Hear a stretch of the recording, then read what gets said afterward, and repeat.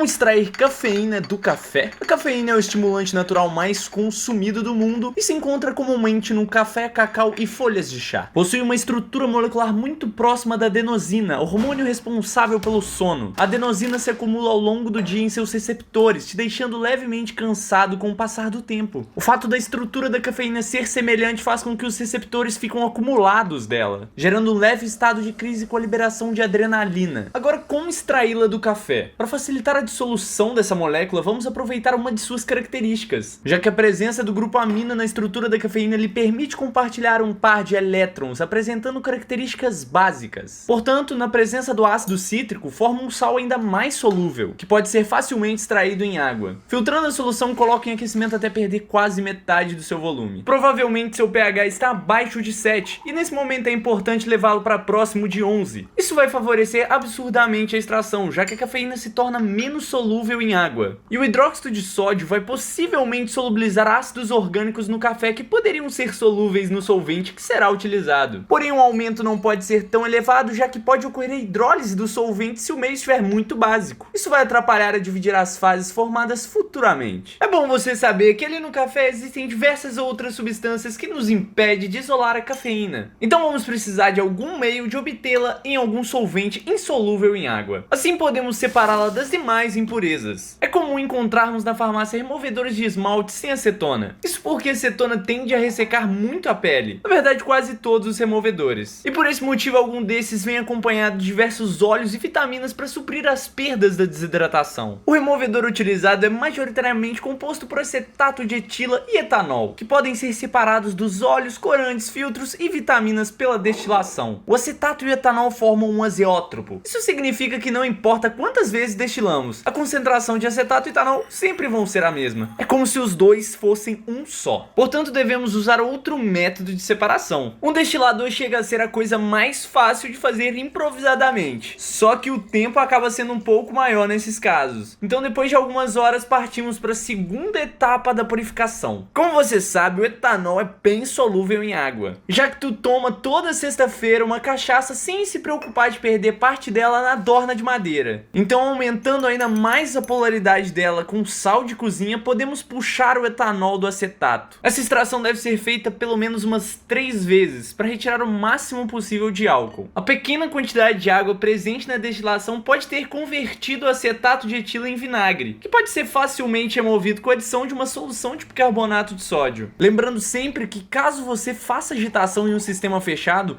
a pressão deve ser aliviada. Fazendo esse processo com o restante do azeótropo, ficamos apenas com um pouco de acetato de etila. É possível que tenha absorvido um pouco de água no processo, mesmo utilizando água saturada. Portanto, vamos para a terceira parte da purificação. Devemos secá-lo com um agente secante. Isso é um composto que anidro consegue absorver em sua estrutura parte da água que está perto, como é o caso dos antimorfos vendidos em supermercados. Ou sulfato de sódio, que é feito com uma solução de bateria e bicarbonato de sódio. Lembrando para você, meu querido amigo, se na estrutura dessas moléculas é possível que a água fique ali interagindo, a substância anidra é onde não há água nesses lugares. Por isso ela vai absorver aos redores até que se hidrate por completo. Uma coisa super interessante é que após neutralizar completamente o bicarbonato, o calor do dia e a baixa temperatura da noite fez com que ocorresse a recristalização de forma tão natural que os cristais ficaram simplesmente perfeitos. Agora, obviamente, devemos secá-lo, caso contrário ia molhar ainda mais o acetato. A temperatura de desidratação varia bastante de substância para substância. Eu não sei bem quantos graus o sulfato perde a última hidratação, então já lanço no forno com calor explosivo.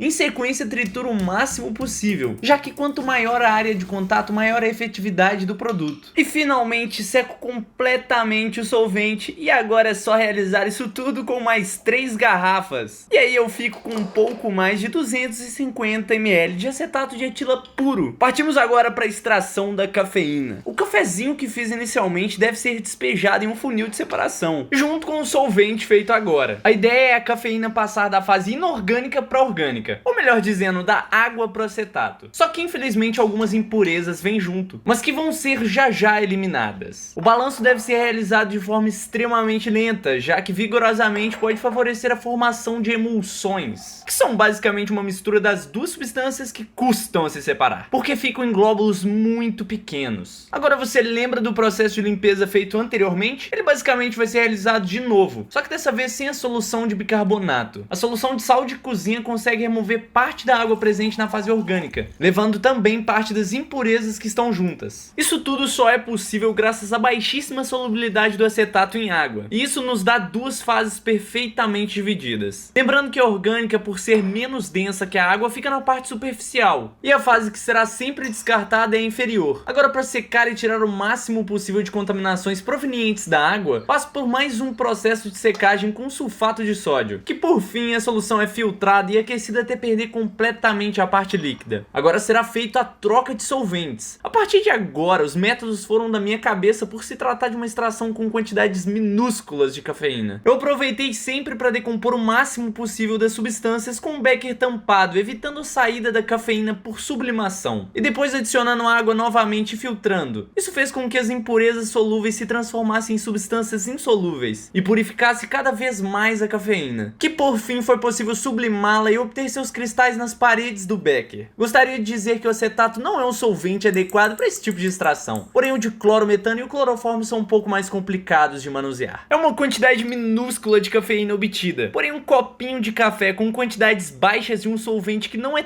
tão efetivo, para mim já é satisfatório. Agora eu espero que não seja em vão tanto trabalho.